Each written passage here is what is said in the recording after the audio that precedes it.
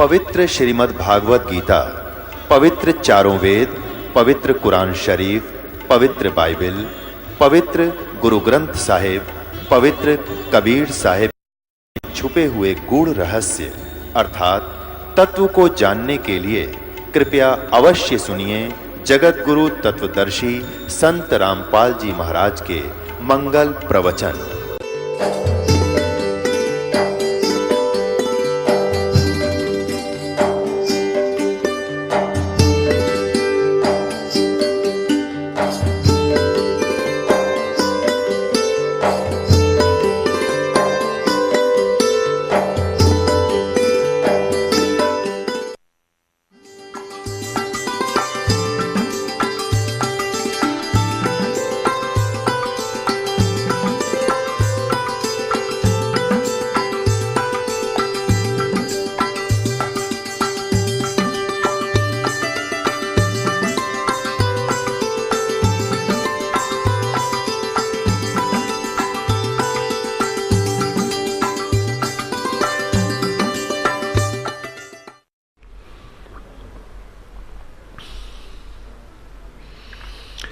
कर जोरूं विनती करूं, धरूं चरण पर शीश। गुरु राम देवानंद जी महाराज ने दियो नाम बख्शीश। कोटि कोटि सिजदा करूं, कोटि कोटि प्रणाम। चरण कमल में राखियो, मैं बंदी जाम गुलाम।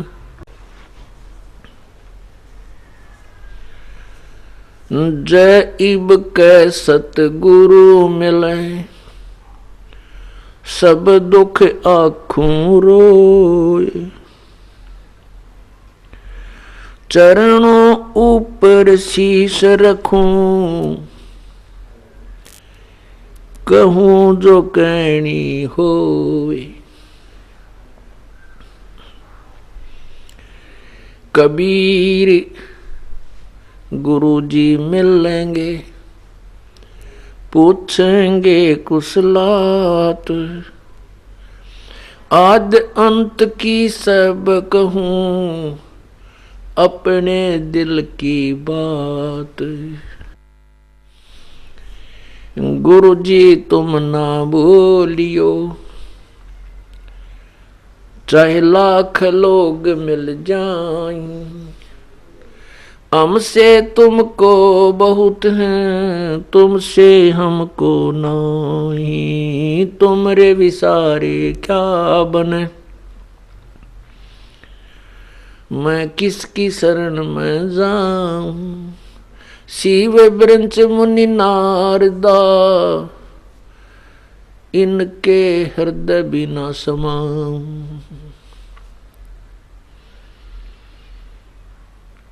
बंदी छोड़ दयाल जी, तुम तक हमारी दौड़े।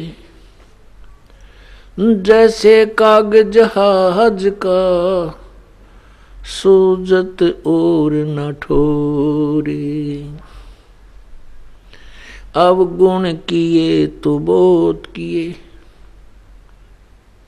करत न मानी हार। बावे बंदा बख्श दियो, बावे गर्दन उतारे। अब गुण मेरे बाप जी, बख्शो गरीब नवाज।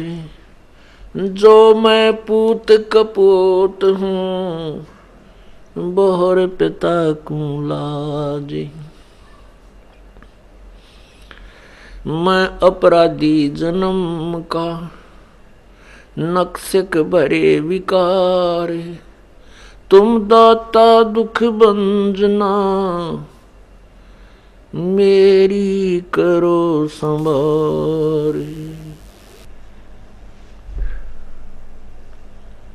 पुण्यात्माओं ने आज सुबह के सत्संग में जो प्रकरण सुना, आत्मा और परमात्मा का संवाद, उसी का शेष अंश आपको अब सुनाया जाएगा।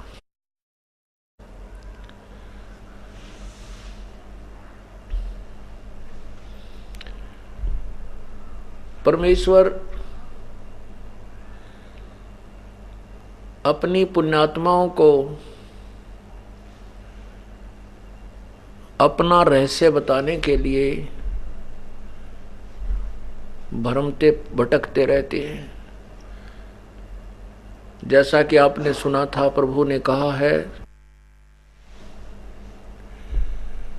गोता मारूं स्वर्ग में जा बैठूं पाताल, गरीबदास ढूंढता फिरूं अपने हीरे माणिक लाल।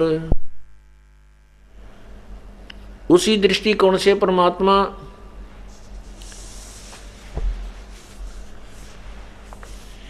अपनी प्यारी आत्मा धर्मदास जी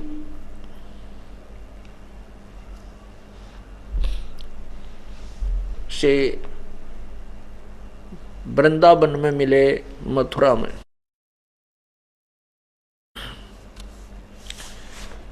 आदरणीय गरीबदास साहिब जी ने अपनी अमृतवाणी में धर्मदास जी व परमेश्वर कबीर जी की वार्ता को लिपिबद्ध किया है, क्योंकि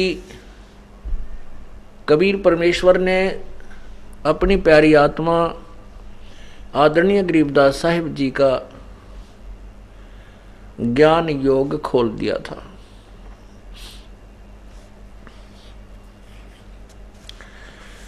जिस व्यक्ति को दिव्यदृष्टि प्राप्त हो जाती है, वो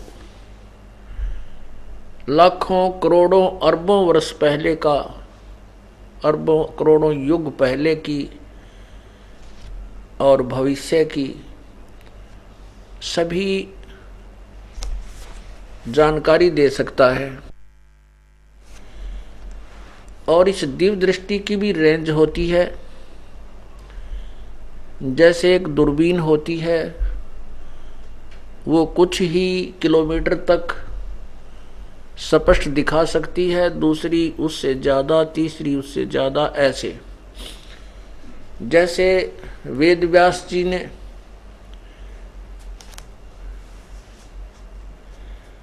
द्वापर के अंत में लाखों वर्ष पहले बोले गए वेदों को लिपिबद्ध किया, और कई वर्ष पहले बोली गई गीता जी को जो का त्यों लिपिबद्ध किया,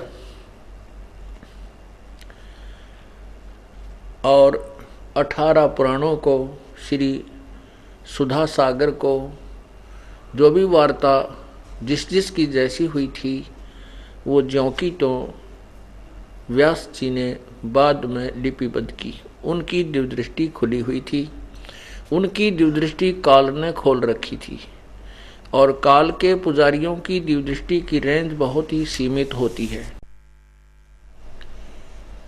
और पूर्ण परमात्मा ने आदरणीय गरीबदास साहिब जी की दिव्यदृष्टि दे रखी थी, उनकी दिव्यदृष्टि को ओपन किया हुआ था, ज्ञान योग खोल रखा था। उस आधार पर संत गरीबदास जी क्या बताते हैं, क्योंकि जो भी ये बोली गई वाणी है गरीबदास साहिब के सामने चलचित्र की तरह चल रही थी, सब जैसे फिल्म चलती है, उसको ज्यों का तो आंखों देखा हाल गरीबदास जी वर्णन कर रहे हैं। दर जिंदे का रूप सैल वृंदावन कीनी, तहाँ मिले धर्मदास करते हैं बहुत अधीनी।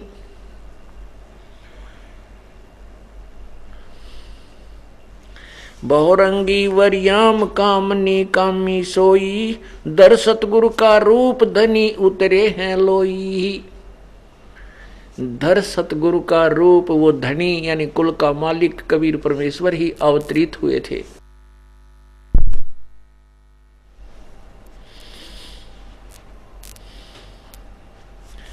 परम उजागर ज्ञान ध्यान बहुरंगी बाना, तहां मिले धर्मदास आचार विचार दीवाना।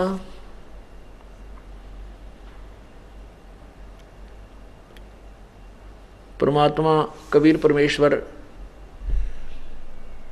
एक जिंदे महात्मा का रूप बना करके वृंदावन में धर्मदास जी जहाँ पर तीर्थों का भ्रमण करते हुए घूम रहे थे वहाँ पर मिले, और उन्होंने धर्मदास जी ने एक वैष्णव संत की वेशभूषा बना रखी थी। परमात्मा उस एक प्राणी को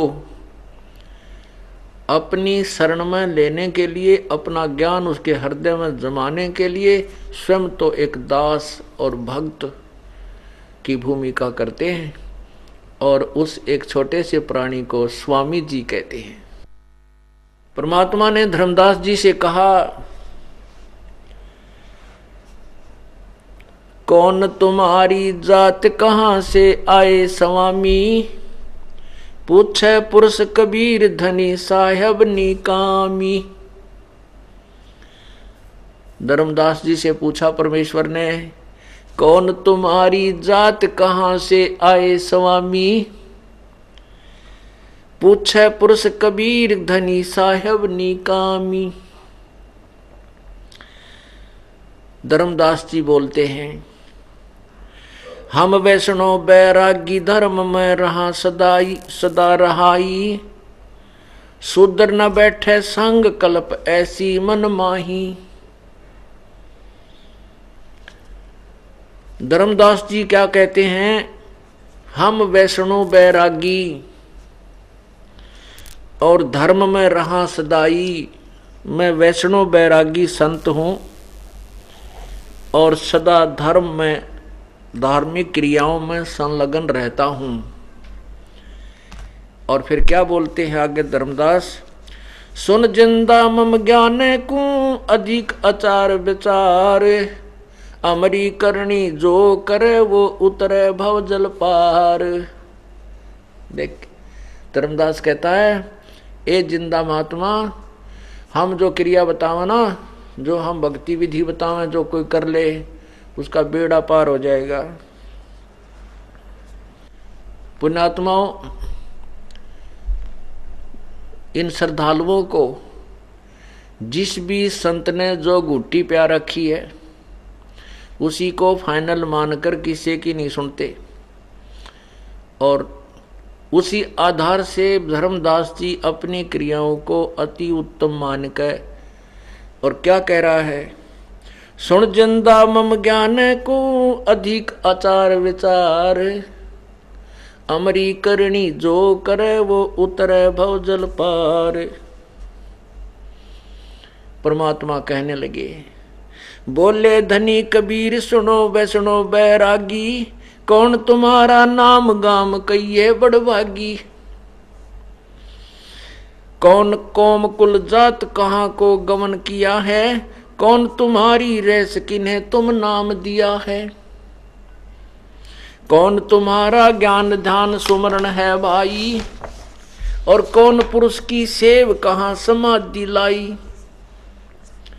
को गुफा को आसन को गुफा के भर मत रहो सदाई, सालग सेवन कीन बहुत अति भार उठाई। जोड़ी झंडा दीप धूप अधिक अचारी, बोले धनी कबीर भेद कहियो ब्रह्मचारी। क्या पूछे परमात्मा के हे स्वामी जी, आप कहाँ से आए हो। हे वैष्णव बैरागी, हे साधु, तुम्हारा क्या नाम है, कौन सा तुम्हारा गांव है, और कहाँ को तेरा प्रस्थान है, और कौन तुम्हारा गुरु है, किसने तुम्हें नाम दिया है, और कौन तुम्हारा ज्ञान है, कौन तुम्हारा भगवान है, कहाँ समाधि लगाते हो और किसका सुमरण करते हो, किस भगवान की तुम सेवा पूजा करते हो। कहीं कोई आपका आसन आश्रम है, या गुफा में रहते हो, या रमते राम हो, घूमते फिरते रहते हो। आपने तो जोड़ी झंडा डंडा यो बहुत, और ये मूर्ति पत्थर की निरा बाहर उठा रखा है। मुझे कृपा करके हे ब्रह्मचारी अर्थात हे महात्मा जी, मुझे पूर्ण भेद बताइए। जोड़ी झंडा धूप दीप बहुत तुम अधिक आचारी, बोले धनी कबीर भेद कहियो ब्रह्मचारी। हमको पार लंघावे ही ये परम अजागर रूप, जिंदा के धर्मदास से तुम हो मुक्ति स्वरूप।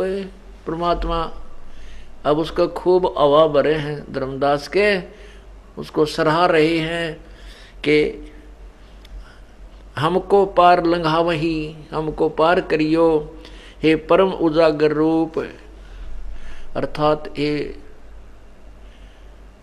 ज्ञानी पुरुष, तुम तो पूर्ण रूप से मुक्ति का मार्ग जानने वाले लगते हो, इसलिए मुझे भी मार्ग बताइए।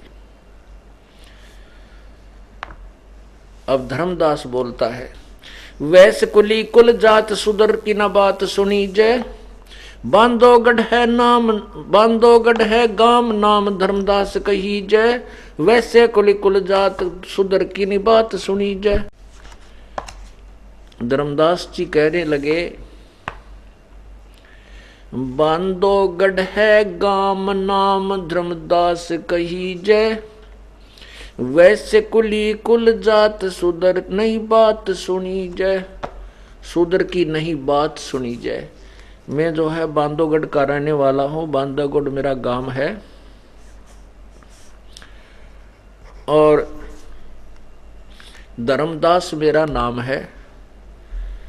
वैश्य कुल अर्थात वैश्य वर्ण में मेरा जन्म है, और हम शूद्र छोटी जाति वाले से बात नहीं करते होते।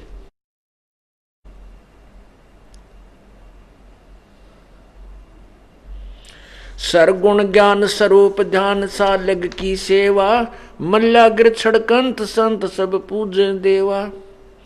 68 तीर्थ नान ध्यान कर कर हम आए, पूजे सालग राम तिलक गलमाल चढ़ाए। धूप दीप अधिकार आरती करें हमेशा, राम कृष्ण का जाप जपे रटत हैं शंकर शेषा। नेम धर्म से नेह स्ने दुनिया से नाही, आरुडम बैराग और की मानो नाही। कति पक्का हो रहा था, यूं कहता कि राम कृष्ण का जाप रटे हम शंकर शेषा। नेम धर्म से ने स्नेह दुनिया से नाही। और मैंने जो ज्ञान प्राप्त करके जो वैराग धारण किया है, ये मेरा आरूढ़ है, मैं इसके ऊपर पूर्ण रूप से दृढ़ हूं, और की मैं मानू को ना। सुन जिंदे मम धर्म को विष्णु रूप हमार, 68 तीर्थ हम किए चिन्हा सृजनहार। 68 तीर्थ कर लिया और मैंने तो भगवान पा लिया। बोले जिंदा बैन कहाँ से सालग आए, और को 68 का धाम मुझे तत्काल बताइए। राम कृष्ण का रहे नगर वो कौन कहावे, ये जड़वंत देवता से क्यों घंट बजावे। सुने गुने नई बात धात पत्थर के स्वामी, कहाँ भर में धर्मदास चीन पद निज पदनी कामी। बोलत घटकट पूर्ण ब्रह्म धर्म आदुनी जाण्या, और चिदानंद को चीन डार ये पत्थर पाषाणा। राम कृष्ण को टो गए ये धनी एक का एक, जिंद कहे धर्मदास से बुझो ज्ञान विवेक। ज्ञान विवेक अर्थात तत्व ज्ञान। बुझो ज्ञान विवेक एक निज निश्चय आनम, दूजा दोजख जात कहाँ पूजो पाषाणम। जठ रग्नि में राख साख सुनियो धर्मदासा, तज पत्थर पाषाण छोड़िया बोधी आशा। अनंत कोट ब्रह्मांड रच सब तज रह नियारे। जिंद कह धर्मदास को जाका करो विचारी।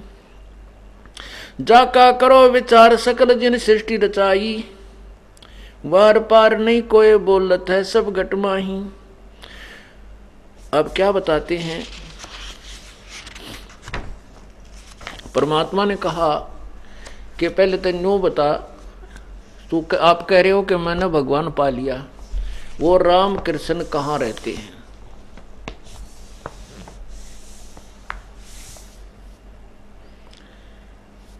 वो कहेगा कि वो स्वर्ग में रहते हैं, तो परमात्मा ने उसने कहा कि वो स्वर्ग में रहते हैं। परमात्मा ने कहा कि गीता जी अध्याय नंबर 8 के मंत्र 16 में लिखा है कि ब्रह्मलोक पर्यंत ये सभी लोक नाशवान हैं, पुनर्वर्ती में है, वहां गए हुए भी प्राणी जन्म मृत्यु को आते हैं। और महाप्रलय जब होती है, ना ब्रह्मा रहेगा, ना विष्णु रहेगा, ना शिव रहेगा। परमात्मा ने बताया कि 7 जैसे ब्रह्मा जी की आयु है 1000 चतुर्युग का दिन, 1000 चतुर्युग की रात्रि, 30 दिन रात का महीना, 12 महीने का वर्ष और 100 वर्ष की आयु। ब्रह्मा जी 50 वर्ष के हो चुके हैं, 51वां वर्ष चल रहा है, ब्रह्मा जी की मृत्यु होगी। 7 ब्रह्मा की मृत्यु के उपरांत 1 विष्णु की मृत्यु होगी और 7 विष्णु की मृत्यु के उपरांत 1 शंकर की मृत्यु होगी।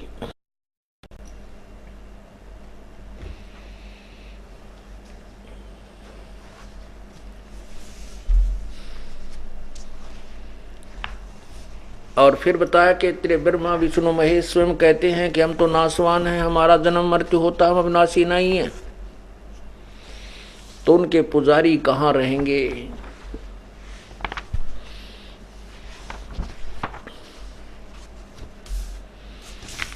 एक झलक दिखाते हैं श्रीमद् देवी भागवत, बाकी बाद में आपको पूर्ण समझाएंगे। ये देखिएगा श्रीमद् देवी भागवत, गीता प्रेस गोरखपुर से प्रकाशित। अनुवाद करता है, इसके संपादक हैं हनुमान प्रसाद पोदार चिमनलाल गोस्वामी। ये है 3रा स्कंद और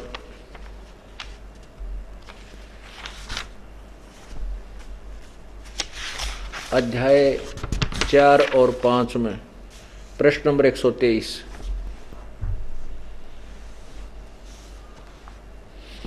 इसमें विष्णु जी स्वयं कह रहे हैं और शंकर जी भी बोल रहे हैं साथ में।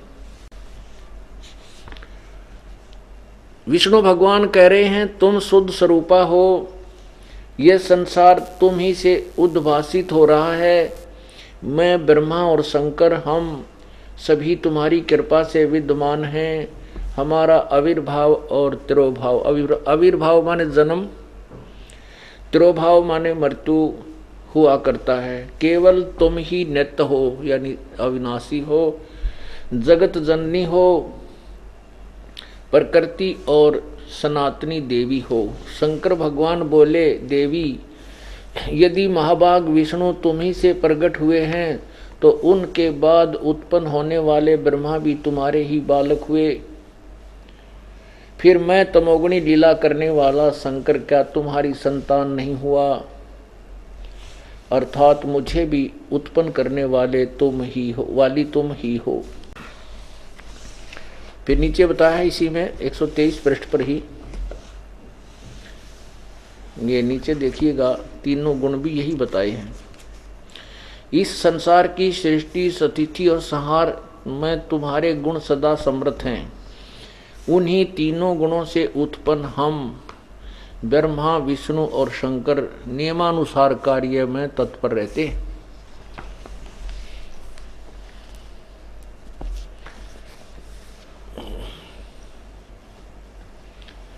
परमात्मा ने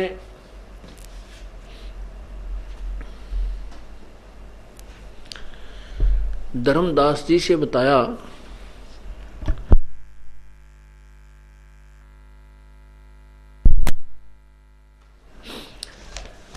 कि जिन भगवानों की तुम पूजा करते हो वो स्वयं नाशवान है, उनकी जन्म मृत्यु होती है, वे स्वयं स्वीकार करते हैं। तो तुम्हारा कहां ठिकाना होगा। फिर ये घुमा फिरा कर ये कहते हैं भगवान तो निराकार है, वो कौन है, वो तो ब्रह्म है। बस अंतिम दौड़ इनकी ब्रह्म तक है और वो ब्रह्म लोक में रहता है। और फिर कहते वो निराकार है, उनका पुजारी ब्रह्म लोक में पहुंच जाता है। ये देखिए पवित्र गीता जी, श्री मद् भगवत गीता, इसके अध्याय नंबर 8 और श्लोक या मंत्र कहो 16 में।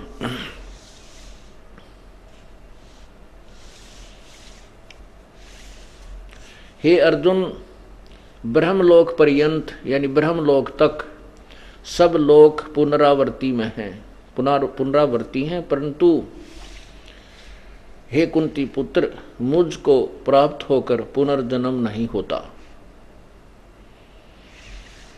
अब वैसे तो इसका अर्थ और होता है, लेकिन अनुवादकर्ताओं ने जो किया है हम इस पर अभी समय वेस्ट नहीं करेंगे, वो तो समय आने पर समझाएंगे।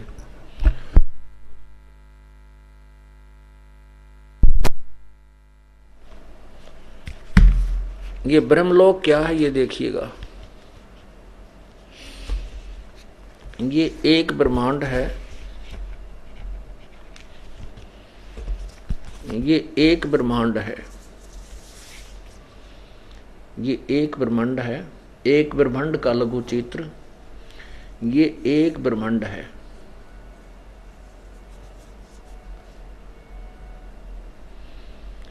इस ब्रह्मांड में ये पृथ्वी लोक है, ये पृथ्वी लोक है, ये स्वर्ग लोक है, कोमन स्वर्ग। ये स्वर्ग के राजा इंद्र का द्वीप है, साथ ही इसके लगता हुआ ही थोड़ा दूरी बना दिया है। और नीचे ये पाताल लोक है, ये वाला। इस पाताल लोक पर, इस पृथ्वी लोक पर और इस स्वर्ग लोक पर ये ब्रह्मा, विष्णु और शिव जी, इन तीनों का अधिपत्य है।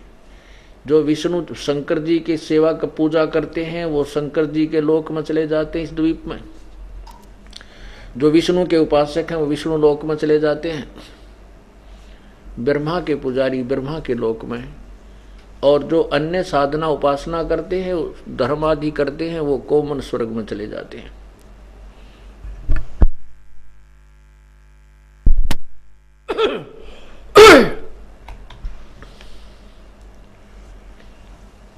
और अब ये है ब्रह्मलोक, ये सारा ब्रह्मलोक है, ये वाला, ये इतना हिस्सा जो है ये ब्रह्मलोक है। ये ब्रह्मलोक एक ब्रह्मांड के बहुत ज्यादा अत्यधिक हिस्से में है, बहुत विस्तृत है। तो अब ये कहते हैं ये अंतिम, यहाँ ये ब्रह्मलोक है। ये ब्रह्मा विष्णु के लोक तो बहुत बार नष्ट हो जाते हैं, पृथ्वी लोक भी और ये स्वर्ग आदि तो, लेकिन ये ब्रह्मलोक इनसे ज्यादा स्थायी है।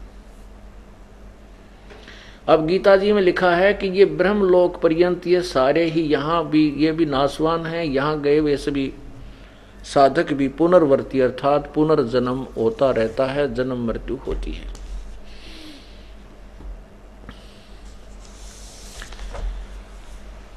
परमात्मा ने उन्हें बताया, धर्मदास को बताया कि तुम जो साधना करते हो, प्रथम तो ये ब्रह्मा विष्णु महेश की कर रहे हो, जैसा कि आज सुबह के सत्संग में सुनाया गया था कि तीनों गुणों रजगुण ब्रह्मा, सतगुण विष्णु, तमगुण शिव जी की पूजा करने वाले, साधना करने वाले इन्हीं के ऊपर आधारित आरूढ़ हो जाते हैं, जो कोई और बात और किसी की बात को नहीं मानते और ज्ञान को सुनने को तैयार नहीं। इस त्रिगुणमयी माया के द्वारा जिनका ज्ञान हरा जा चुका है, राक्षस स्वभाव को धारण किए हुए मनुष्यों में नीच दुष्कर्म करने वाले मूर्ख, गीता ज्ञानदाता कहता है ब्रह्म कि मेरी पूजा नहीं करते। दोनों की वार्ता चल रही है।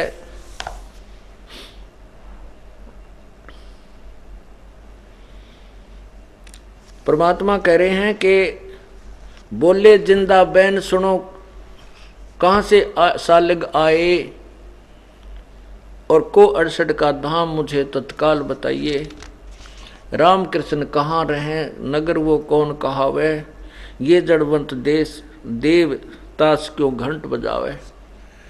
अब धर्मदास जी ने जो भगवान विष्णु की मूर्ति पूजा जब की, छोटी छोटी घंटियां ले रखी, उन बजा उसके सामने श्री विष्णु स्तोत्र करते समय कहते इन पत्थर के देवता आगे क्यों घंटी बजाओ, ये ना सुने, इनका कान ना आँख ना है, और क्यों मूर्ख बन रहा है तू।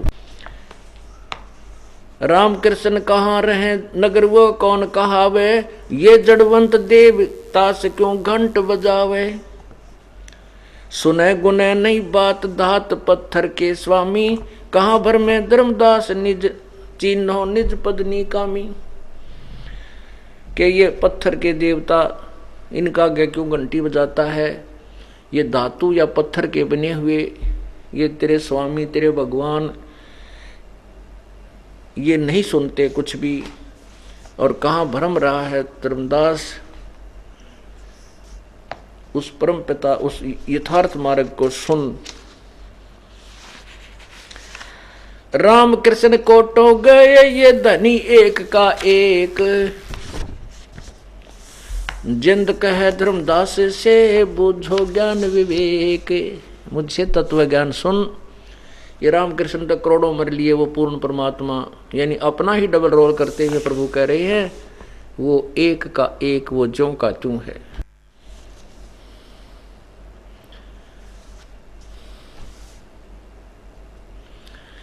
जठरग्नि में राख साख सुनो धर्मदासा, ये तज पत्थर पाषाण छोड़िया बोधी आशा।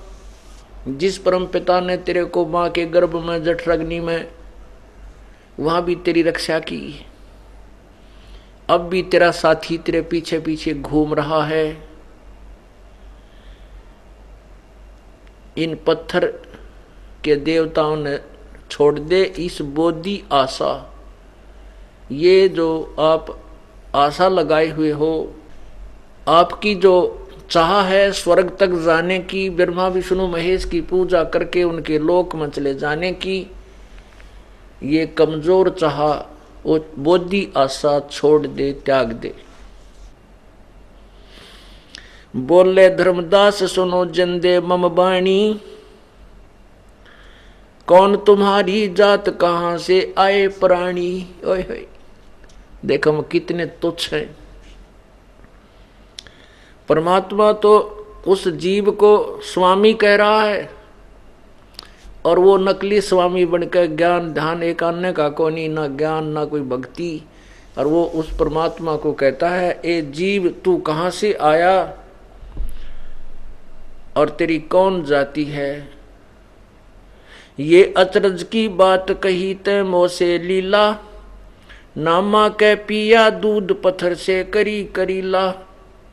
नरसीला नित नाच पत्थर के आगे रहते, और जाकी हुंडी झाल सावल जो सा कहते। पत्थर से रह दास दूध जिन बेग पिलाया, सुन जिंदे जगदीश कहाँ तुम ज्ञान सुनाया। परमेश्वर परवान पत्थर ना कहिए जिंदा, नामा की छान छिवाई दई देखो सरसंदा। निर्गुण सेवा सारे है निर्गुण से नहीं नेहे, सुन जिंदा जगदीश तू हमको हमें शिक्षा क्या दे। अब क्या गुट्टी प्या रखी थी धर्मदास जी को उस रूपदास अज्ञानी ने। उसने ये कहानी सुना रखी थी कि नामदेव जी महाराष्ट्र के अंदर बड़े अच्छे संत हुए हैं। नामदेव जी के पिता और माता विठल भगवान के पुजारी थे और विठल भगवान को विष्णु का अवतार मानते हैं। नामदेव जी 8-10 वर्ष के बालक थे। माता पिता को किसी कामवश किसी रिश्तेदारी में जाना पड़ा। जाते समय अपने पुत्र नामदेव को घर पर छोड़ के चले गए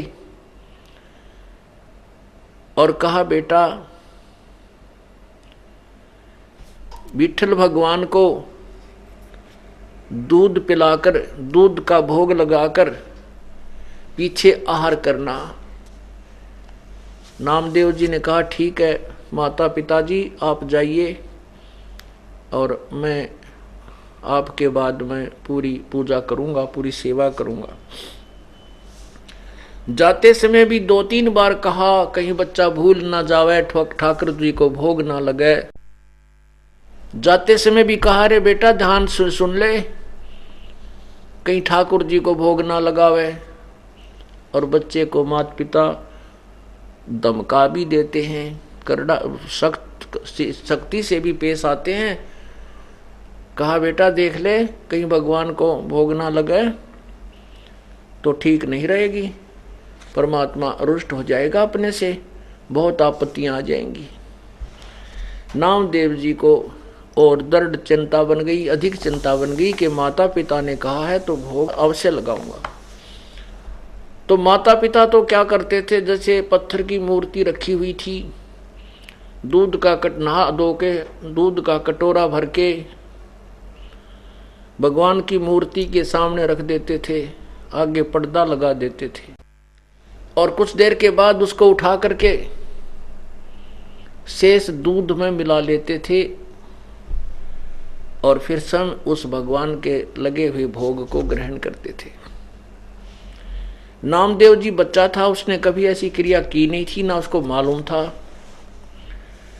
नामदेव जी ने को पता ये सुना, माता पिता से पता लगा, उन्होंने आदेश दिया कि भगवान को भोग लगाना है, दूध पिला के पीछे तूने भोजन खाना है। तो लड़के ने सुबह स्नान करके और विठल भगवान की मूर्ति के सामने कटोरा दूध का भर के रख दिया और कहा, हे भगवान भोग लगाओ, हे भगवान दूध पीओ। अब वो पत्थर कहाँ दूध पीवा था। अब बच्चे ने सोची कोई माता पिता गुस्से होंगे और भगवान दूध पी नहीं रहा। हे परमात्मा मैं बालक हूँ, आपका बच्चा हूँ, मुझे पूरी क्रिया का पता नहीं, आप कैसे दूध पीते हो, मेरे माता पिता मुझसे नाराज होंगे। हे भगवान मुझ बालक से कोई गलती हो गई हो तो माफ करो प्रभु, आप दूध पान करो। अब वो दूध नहीं पिया, बच्चे ने भी आहार नहीं किया। नेक्स्ट डे सुबेरे फिर नहाया धोया, स्वच्छ कपड़े पहने धो के फिर दूध का कटोरा भर कर रख दिया ताजा, नहीं दूध पिया। बच्चे ने भी आहार नहीं किया। बालक था, एक दिन की भूख में निढाल हो गया, दूसरे दिन की भूख में और ज्यादा ही उसकी हालत कमजोर हो गई। तीसरे दिन उठा, फिर ऐसे ही प्रार्थना की, रोने लगा कि प्रभु मैं बालक हूँ, आपका बच्चा हूँ, मुझे पूर्ण क्रिया का पता नहीं, हे प्रभु मेरे माता पिता नाराज होंगे, मुझे कहेंगे कि तूने भगवान को भोग नहीं लगाया। और परमात्मा आप दूध पान नहीं करोगे, भोग नहीं लगाओगे, तो आपका दास भी आहार नहीं करेगा। उस बच्चे की ऐसी निष्ठा देखा कि ये बालक मर जाएगा। माता पिता 1 हफ्ते में आवेंगे। चौथे दिन जब देखा बालक पर उठा भी नहीं जा रहा है, ऐसे बड़ी मुश्किल से वहां तक पहुंचा है और ऐसे बैठ गया है, उसी समय परमात्मा उस पत्थर के अंदर प्रकट हुए, हाथ से कटोरा उठाया और दूध को पी लिया। नामदेव की खुशी का ठिकाना नहीं रहा। फिर स्वयं भी आहार किया। नेक्स्ट डे, अगले दिन फिर दूध रख दिया भगवान ने, फिर इसी प्रकार प्रकट होकर के दूध पिया। जब माता पिता वापस आए, उनको चिंता थी कहीं बालक भूल ना गया हो, और कहा बेटा क्या तुमने ठाकुर को भोग लगाया कि नहीं? तब नामदेव कहने लगा माता पिता, मैं बालक था, मुझे पूरी क्रिया का पता नहीं था। परमात्मा ने 3 दिन तक दूध नहीं पिया, चौथे दिन दूध पिया, और मैंने भी आहार नहीं किया। मैं भी मरने को हो गया था, मेरे भी श्वास प्राण निकलने वाले थे। तो मैंने अर्ज की, प्रभु मैं बालक हूं, मुझे ज्ञान नहीं। तो भगवान ने दूध पी लिया। अब वो माता पिता उस बालक के मुंह की तरफ देख रहे हैं, ये क्या कह रहा है। माता पिता को ऐसा लगा कि ये झूठ बोला है, और इसने ना दूध पिया, यो खेलता रहा कितना बालकों में, और इसने सारा काम बिगाड़ दिया। तो कहने लगे बेटा सच बता दे, तेने भोग लगाया कि नहीं? एक माता पिता सही कह रहा हूं, 3 दिन तो भगवान ने बिल्कुल भोग नहीं लगाया, और मेरे से कोई गलती बन गई होगी, मैं बालक था ना। चौथे दिन भगवान ने फिर दूध पिया, हाथ में कटोरा उठा के। तो वो कहने लगे ये झूठ बोल रहा है, बालक सा इसने कुछ नहीं पिया, क्योंकि भगवान दूध पीते को ने। कहने लगे अब हमारे सामने पिला के दिखा, नहीं तेरे डंडे मारेंगे। अब उन्हें सोची भाई अब पटूंगा। उसको मालूम था कि भगवान कहीं पीछे की तरह ना पीवे और पिटाई तो होगी। फिर हाथ जोड़ के खड़े हो गया, है भगवान ये भला तुम ही टालोगे मेरे सिर से, ये परमात्मा मेरे माता पिता को विश्वास नहीं होगा, आप जल दूध पान करियो मेरे प्रभु। अब नामदेव जी ने ऐसी प्रार्थना की, दूध रख के ठाकुर की मूर्ति के सामने, माता पिता के सामने ही। ऐसे ही भगवान ने वो कटोरा उठाया और पूरे दूध के को चढ़ पी गया, और फिर ज्यों की त्यों मूर्ति दर्शा दी। अब नामदेव के माता पिता फूले नहीं समाए, गली गली में जाकर कह रहे हमारे बेटे के हाथ से भगवान ने दूध पी लिया, हमारे बेटे नामदेव ने भगवान को दूध पिला दिया, विट्ठल भगवान को। अब गांव के लोग कहने लगे ये झूठ बोलता है, ये अपने बच्चे की सूखी महिमा करता फिरता है, इसको दंड दो। पंचायत कर ली, चौपाड़ में नामदेव का माता पिता बुला लिए, नामदेव बुला लिया, भगवान विट्ठल की मूर्ति रख दी और दूध ला के रख दिया। तब पंचायती कहने लगे, पंच कहने लगे यदि नामदेव ने भगवान को दूध पिलाया और भगवान ने इसका दूध पिया है तो हमारे सामने यहाँ पंचायत में दूध पिला के दिखावे, नहीं तो तुमको यहाँ से देश निकाला, नगर निकाला दे देंगे, यहाँ से बाहर निकाल देंगे।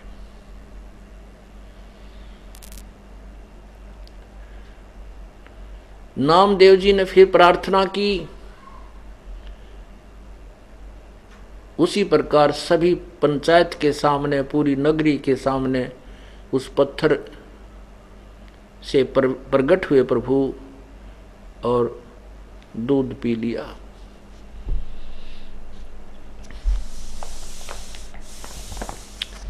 पुण्यात्माओं, ये तत्व ज्ञान है। तो इतनी कथा सुना रखी थी रूपदास जी ने उस धर्मदास जी को।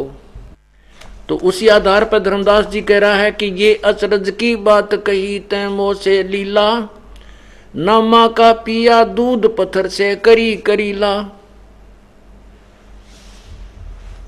कि नामदेव का भी दूध पत्थर उस पत्थर ने पिया, वो भगवान है, पत्थर नहीं है। तो इसको सुलझाना है, इस तत्व ज्ञान को तत्व ज्ञान से की दृष्टिकोण से इसको देखना है और इसका निष्कर्ष निकालते हैं। एक जगह प्रकरण आता है कि एक पाली था, पाली गवाला होता है, और पाली जो होता है वो बहुत दुखी हो लेता है। कोई गाय इधर भाग रही है, कोई गाय इधर भाग रही है, तो कोई खेती वाला किसान उसकी पिटाई कर रहा है, तो हमारी खेती चरा दी। तो वो बहुत दुखी रहता था।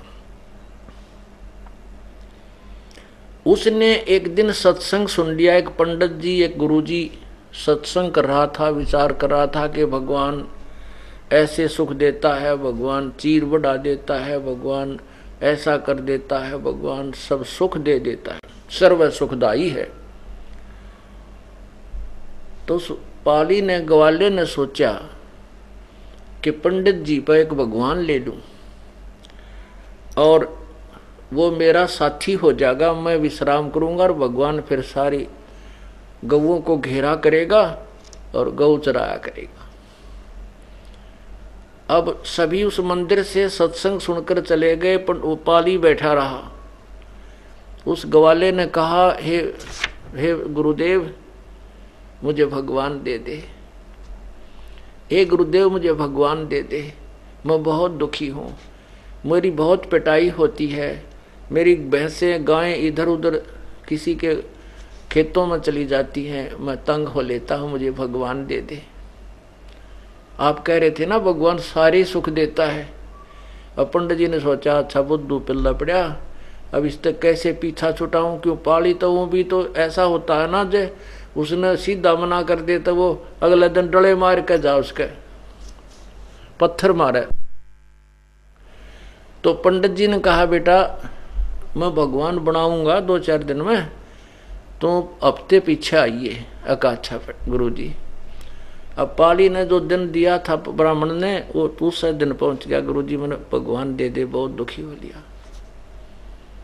उस पंडित जी ने क्या करा, एक भैंस का सींग टूटा पड़ा था, उसके ऊपर लाल कपड़े बांध के लपेट कर, धागा लाल लपेट के और रख रखा, नारियल सा बांध गए, और कहा पाली ले बेटा ले जा, पर एक काम करिए, इस भगवान को डेली भोग लगाना है, पहले इसको खाना खिला के पीछे खाना है। ऐसा नहीं करेगा तो ये भगवान तुझे सुख नहीं देगा, ये भगवान जो है ना तुझे लाभ नहीं देगा। अब ठीक है गुरुदेव, जैसा आपकी आज्ञा होगी। अब पाली ने वहीं अपने एक जहाँ पशु बंधा करते उसके उसी पशुओं के जो स्थान था, उसी में एक अलमारी थी बगैर खिड़की की, उसको साफ किया और साफ करके लीप लाप के वहाँ भगवान धर दिया, वो पंडित जी का दिया भैंस का सींग। अब उसको जो आहार मिलता था खाने के लिए उस पाली को, उस आहार को लेकर के उस भैंस के सींग के पास रख लिया और कहने लगा, हे भगवान भोजन खा लो, हे भगवान भोजन पा लो। ये वो भगवान की था तो मूर्ख बना रखा था, उसको नहीं खाया, दूध रोटी नहीं खाई, वो आहार नहीं किया। तो उस बालक ने भी, पाली ने भी नहीं किया। सोचा भाई मेरे से कोई त्रुटि होगी। अगले दिन फिर नहा धो कर नेक्स्ट डे फिर रख दिया, वो उस दिन भी ना खाया, ना सुबह ना शाम। तो उस पाली ने भी नहीं खाया। ऐसे ही चौथे दिन जब पाली कति निढाल हो गया कि आज भगवान आप नहीं खाओगे तो ये दास भी नहीं खाएगा, बेशक मौत हो जा, आप मेरे साथ नहीं होगे तो मेरे को तो सारी उम्र का दुख हो गया। ये भैंसे चरानी, गाय चरानी, ये सूत में आती नहीं मेरा, इससे अच्छे मौत हो जाए वो बढ़िया। अब पूर्ण परमात्मा है हमारे साथी पुण्यात्मा, ये है वो तत्व ज्ञान जो अब आपके हृदय में उतर जाएगा। मैं रोवत हूँ सृष्टि को, ये सृष्टि रोवे मोहे, गरीबदास इस वियोग को समझ न सकता कोई। गीता जी अध्याय नंबर 15 के श्लोक 16 और 17 में स्पष्ट किया है कि इस संसार में दो भगवान हैं, एक क्षर पुरुष ये ब्रह्म काल, एक अक्षर पुरुष ये परब्रह्म, और इन दोनों के लोकों में ये प्राणी सब नाशवान है, ये स्वयं भी नाशवान है, केवल जीवात्मा अमर है। 17वें श्लोक में कहा है कि उत्तम पुरुष है तू अन्य परमात्मा इति उदाहरते। उत्तम पुरुष यानी वास्तव में पुरुषोत्तम कोई उत्तम भगवान तो इन दोनों से भी न्यारा है, जिसको परमात्मा कहा जाता है। और यह लोकत्रयम् अविश्य विभर्ति अव्यय ईश्वर है, जो तीनों लोकों में प्रवेश करके सबका धारण पोषण करता है, सबके किए कर्म का फल भी वही देता है, और निमित्त किसी जो जिसका पुजारी है निमित्त उसी को बना देता है। ये कबीर परमात्मा भगवान भक्ति की आस्था प्राणी में बनाए रखने के लिए जो भी जिस भी रूप में किसी देव को पूज रहा है, वो वर्तमान की पूजा तो उसकी एक अन्य की नहीं, एक नए पैसे की नहीं होती, लेकिन उसके पूर्व जन्म के जो पुण्य और भक्ति जो कभी परमात्मा के चरणों में उसने की हुई है, उसी के आधार से वो परमात्मा उस प्यारी आत्मा के प्राणों की रक्षा करने के लिए स्वयं ही कबीर देव प्रकट होते हैं। और वो जिसकी पूजा कर रहा है वो सोचता है कि मेरी मदद आज मेरे इसी भगवान ने की है, लेकिन ऐसा नहीं है। तो ये जो पाली था ये पूर्व जन्म का ग्वाला था, पूर्व जन्म का कोई पुण्यकर्मी प्रभु का, कबीर परमेश्वर का बच्चा था। अब वो शास्त्र विरुद्ध साधना उस अनाड़ी पंडित ने, गुरु ने पकड़ा दी, और उस बच्चे की जान जाने को ही तो परमात्मा स्वयं प्रकट हुए और सामने बैठ कर दूध पी करके अंतर्ध्यान हो गए। खाना खाया, अंतर्ध्यान नहीं हुए, खाना खाया और बोले बच्चा बोल के बात है मैं बहुत बड़ा हो गया हूं। वो भैंस का सींग था वो खत्म कर दिया परमात्मा ने, अंतर्ध्यान कर दिया, और स्वयं साकार रूप जो भी उनका स्वरूप है एक व्यक्ति रूप में प्रकट होकर वो खाना खाया और बच्चे को खिला दिया। और कहने लगे भगवान बोल बच्चा अब क्या काम है तेरा, कि भगवान मेरे साथ हो ले और बहुत दुखी होता हूं मैं, और मेरे पशुओं को घेरना तू। अच्छा बेटा कोई बात नहीं चल। अब लेकर पशुओं को चला गया। अब एक लाठी पकड़ा दी पाड़ी ने भगवान को अपना लठ। अब कोई भी गाय भैंस इधर उधर जाती है किसी की खेती में तो परमात्मा एक सेकंड में उसके आगे खड़ा लठ लिए खड़ा दिखता है, उधर कोई जाती है तो वहां खड़ा दिखता है। अर्थात सभी क्रिया को बड़ी सुचारू रूप से करने लगा। अब उस पाड़ी ने देखा भाई भगवान के तो चाड़ा है, ये तो बहुत कमाल कर दिया इसने तो। और पाड़ी लेट गया वृक्ष के नीचे चद्दर बिछा के, अकेले भाई मौज कर दी, भगवान जिसा सुना था उसा ही पाया। अब उसने सोची चल गुरुजी की जो है धन्यवाद करके आता हूं। अब वो मंदिर की तरफ चला और ब्राह्मण ने देख लिया, ब्राह्मण ने कहा गया पाड़ी। उसने सोचा कि आज यूं तेरे डले मारेगा, क्योंकि वो तो भका रखा था। तो पंडित जी ने सोचे आज यूं तेरे साथ झगड़ा करेगा, और इसने वह खोल के देख लिया होगा, क्योंकि उसको मना कर दिया था कि इसको खोल के नहीं देखना। तो पंडित जी अपना करड़ा हाथ दिल करे बैठा था, कह दे के कहेगा दो गाल देकर चला जाएगा और क्या करेगा ये। जब चरणों में प्रणाम किया और कहा, हे गुरुजी, भगवान जो है ना, भगवान ने 3 दिन रोटी नहीं खाई और मैंने भी नहीं खाई, और चौथे दिन तो मेरे प्राण निकलने को हो गए। पता नहीं मेरे से क्या गलती बनी, पता नहीं क्या मुझे भगवान को भोग नहीं लगाना आया। चौथे दिन भगवान प्रगट हो गए, बड़े हो गए वो तो, पूरे आदमी के मनुष्य जितने। वो पंडित जी देखे उसके मुंह का, नहीं यो आज भांग पी कर तो नहीं आया है, क्या बोल रहा है। और भगवान ना पूरा सही काम कर रहे हैं, पूरा सुख दे दिया मेरे तथा। सारे पशुओं को घेर लेता है। मैं थोड़ी देर देखा कि कहीं ये गड़बड़ तो नहीं कर देगा, पिटाई वो मेरी, तो भगवान तो बहुत ही अच्छी तरह पशुओं को घेरता है। अब पंडित जी ने सोची कि भाई वो बालक है, झूठ भी ना बोलता, इसकी बात कुछ ऐसी लग रही है, भोली भाली, झूठ तो नहीं बोल रहा। कहने के, बच्चा वो भगवान कहाँ है कि चाल दिखाऊं? खेत में, वहां देख, वो वहां मेरे पशुओं को घेर रहा है। अब चल मुझे दिखा।